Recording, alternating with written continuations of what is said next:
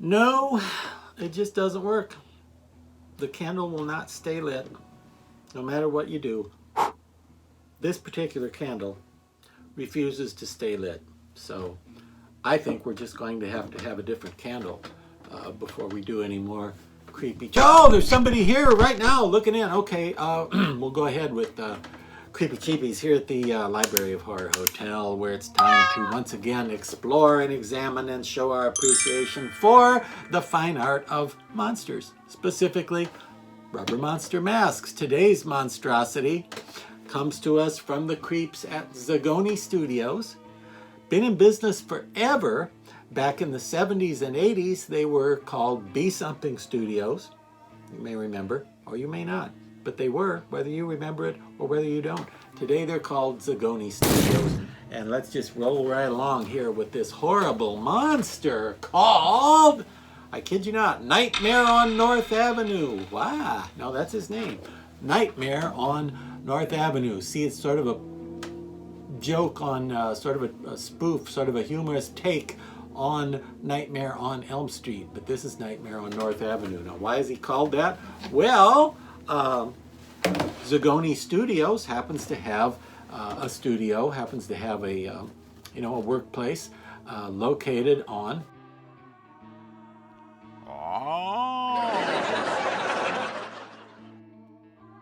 North Avenue.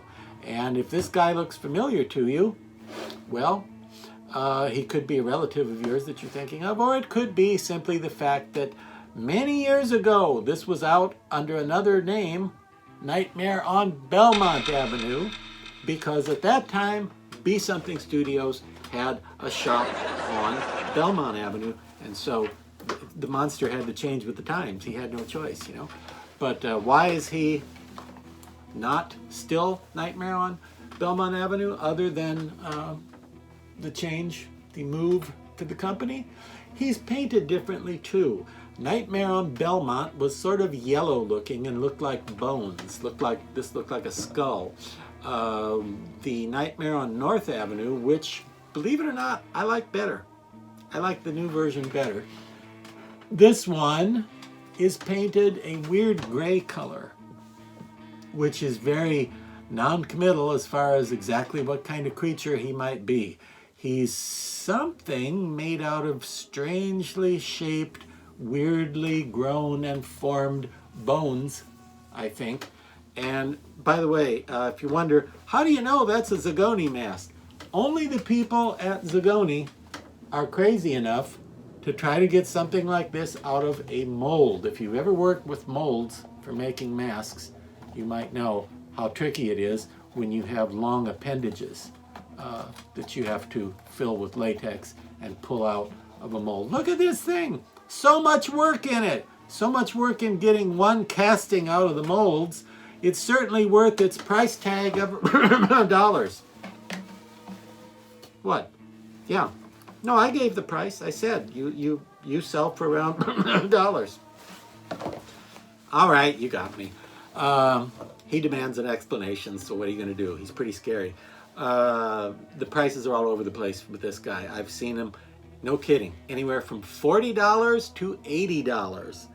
Obviously, if you can score one for in the neighborhood of $40, $45, you're doing better than the folks who have to pay, $75 or $80. And let me take him off the high quality molded plastic head here.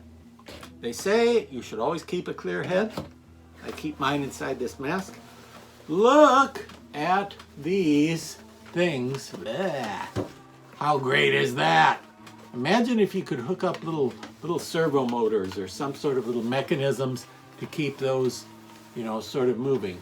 Or you could do like I'm doing right now and stick your fingers in there. Just it's a little hard to maintain that, and people might notice your fingers. But if you were making a movie and using this as the monster in the movie, you could certainly have some close-ups of those appendages moving about. Okay, you might want to put on a black glove or some black makeup on your hand because you can see my skin right there showing through. But look at that. And even the lower jaw, although it doesn't have the full bony fingers sticking out, it's pretty darn impressive and has big, long, scary, pointy teeth and a nice moist looking interior of the mouth there. And when you wear this, you're seeing burlap. I know nobody likes to wear burlap, or Hessian cloth as it is also known. Trouble with burlap is it's itchy and it's not comfortable to wear. So with that in mind, they have gone ahead and put a taffeta lining. No, not saltwater taffeta. That's not the same thing at all. Quiet. I'm cheapying.